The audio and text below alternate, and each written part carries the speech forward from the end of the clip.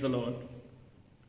ప్రభువైన యేసుక్రీస్తు నామమున ఈ కార్యక్రమమును వీక్షిస్తున్న మీ అందరికీ శుభములు తెలియజేస్తున్నాను. విజన్ బ్యూటీ ఫెలోషిప్ వారి యేసుతో ఏకాంత సమయం ఈ క్వైట్ టైం కార్యక్రమమునకు మిమ్మల్ని ప్రేమతో ఆహ్వానిస్తున్నాను. దేవుని వాక్యాన్ని అనుదినము ధ్యానించుటకై దేవుడు మనకు అనుగ్రహిస్తున్నటువంటి అవకాశాన్ని బట్టి దేవునికి వందనాలు తెలియజేస్తున్నాను.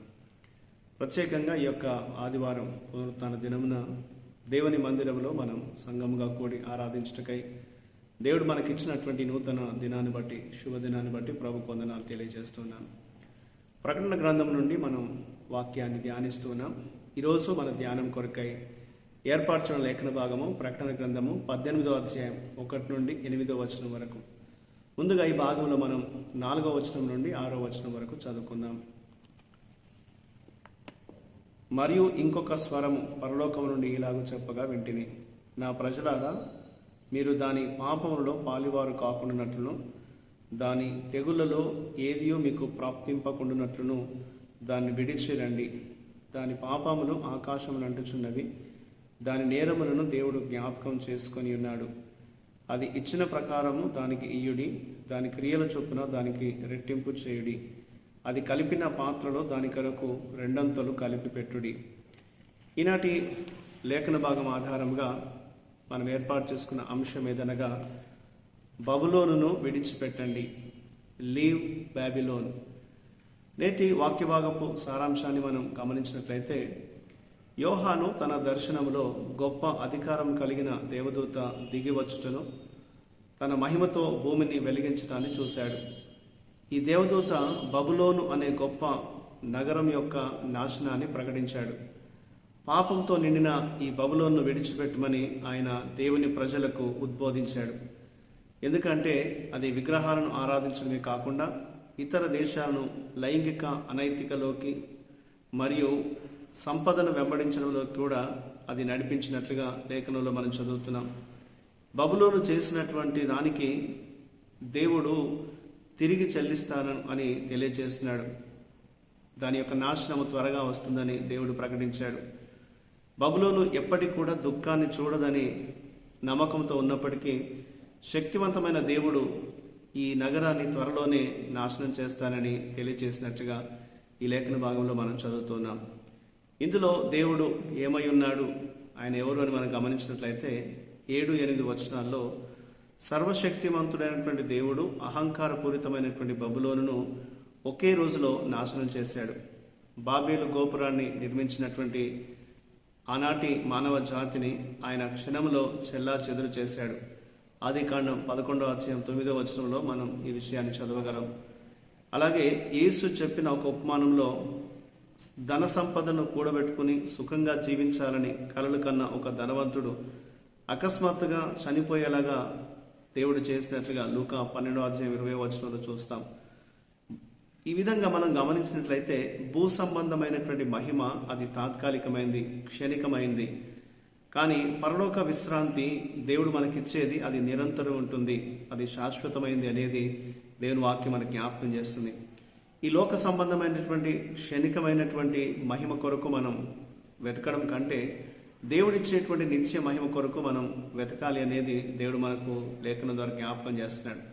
కాబట్టి ఈ భూమి మీద మనము ఎలాంటి దృష్టితో మనం జీవిస్తున్నాం, మనము ఈ లోకంలో జీవించాలనే ఆశ మనం ఏ రీతిగా కలిగి ఉన్నామో ఒకసారి మనం పరీక్షించుకోవాలి.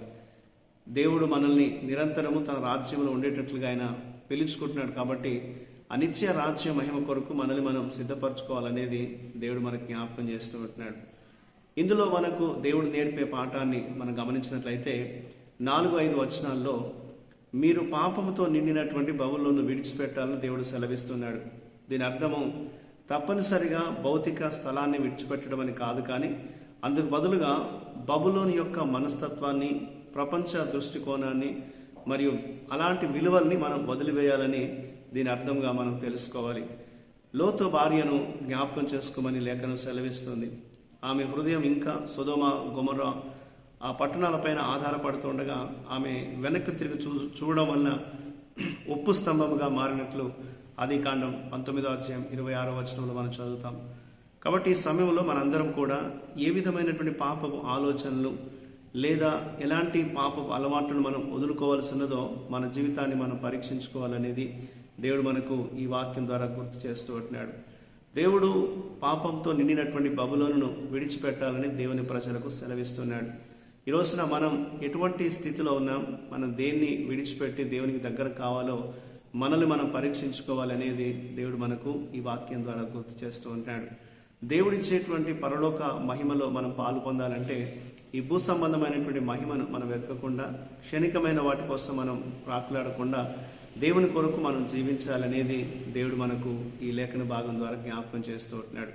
బబులోను యొక్క పాపములో మనం పాలు పంపులు పొందకుండా మన జీవితాన్ని ప్రత్యేకపరుచుకొని దేవునికి ఇష్టమైనటువంటి రీతిలో మనం జీవించడానికి మనల్ని మనం అప్పగించుకోవాలనేది ఈ వాక్యం మనకు తెలియజేస్తుంది. ఆ రీతిగా మన అనుదిన జీవితంలో దేవుణ్ణి మనం ఎల్లప్పుడూ వెతుకుతూ ఆయన కృపను బట్టి మనం జీవిస్తూ మన జీవితాల్లో మనం సరి అయినటువంటి విధానాన్ని అనుసరిస్తూ ముందుకు సాగే కృప దేవుడు మనకు ప్రతిరోజు దయచేసేటట్లు దేవుని సహాయాన్ని కోరుతూ మనం ప్రార్థన చేద్దాం. మా ప్రియమైన పరలోకపు దేవ, మీకు వందనాలు, స్తోత్రాలు చెల్లిస్తున్నాం తండ్రి. మేము స్వచ్ఛమైనటువంటి జీవితంలో ముందుకు సాగుటకు మాకు సహాయం చేయండి, మమ్మల్ని నడిపించండి. నీ వాక్యానికి విధేయత చూపుటకు మాకు ఎల్లప్పుడూ సహాయం చేయమని, మీ చిత్తాన్ని బట్టి జీవించే కృప మాకు దయచేయమని ప్రార్థిస్తున్నాను తండ్రి. ఈ లోకంలో మరి ప్రభు క్షణికమైన వాటి కోసం మేము వెతకకుండా పరలోక మహిమను మేము వెతుకుతూ ఆయన పైనున్న వాటి మీద మనసు పెట్టి జీవించే కృప మాకు దయచేయమని యేసుక్రీస్తు నామమున ప్రార్థిస్తున్నాను తండ్రి. ఆమేన్. ప్రియులారా, మీరు సమయం తీసుకొని యొక్క వాక్య ధ్యానాన్ని విన్నందుకు మీ అందరికీ ప్రత్యేక వందనాలు తెలియజేస్తున్నాను. ప్రతిరోజు మీకు అందించబడుతున్న ఈ అనుదిన ధ్యానాలు మీకు మేలుకరంగా ఉన్నట్లయితే మీ అనుభవాల్ని మాతో పంచుకోవాలని కోరుతున్నాను. ప్రభు కృప మనందరికీ ఎల్లప్పుడూ తోడయుండి కాపాడుగాక. ఆమేన్.